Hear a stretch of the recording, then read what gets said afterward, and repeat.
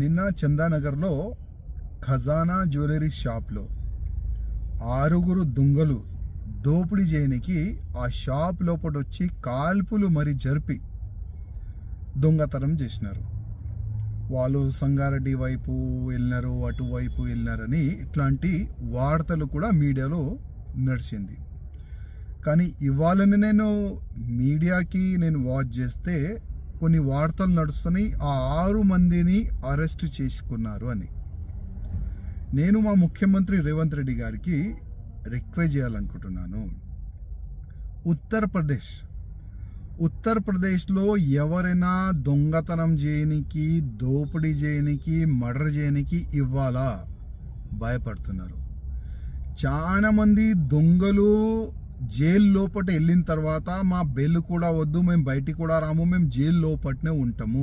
ఎందుకంటే ఏ దొంగతనం చేసేవాళ్ళు, ఏ మర్డర్ చేసేవాళ్ళు, ఎవరైనా మాఫియా బయటికి వస్తే ఎన్కౌంటర్ అవుతుంది.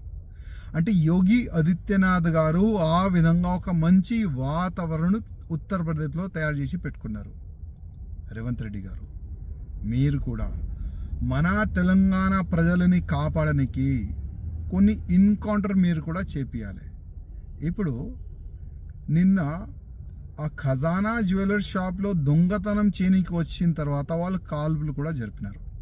కొంతమందికి బుల్లెట్ కూడా తాగింది ఆ షాప్లో పనిచేసే వాళ్ళకి, మేనేజర్కి. ఒకవేళ చనిపోతే, ఇంకా జనాలపైన వాళ్ళు ఫైర్ చేస్తే ఏమయ్యేది?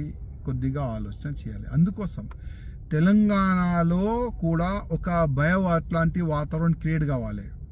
ఎవరైనా వేరే రాష్ట్రంలో ఉన్న దొంగలు తెలంగాణకి దొంగతనం చేయనికి రావాలంటే ఒక భయం పుట్టాలి. తెలంగాణలో దొంగతనం చేయనికి మనం పోతే అక్కడ ఎన్కౌంటర్ చేస్తారు పోలీసులు. ఆ విధంగా ఒక భయం పుట్టాలంటే మీరు కొద్దిగా యోగి ఆదిత్యనాథ్ గారు ఇష్టాల్లో వెళ్తేనే ఆ దొంగలకి ఒక భయం పుడుతుంది. రేవంత్ రెడ్డి గారు కొద్దిగా ఆలోచన మీరు కూడా చేయండి దీనిపైన.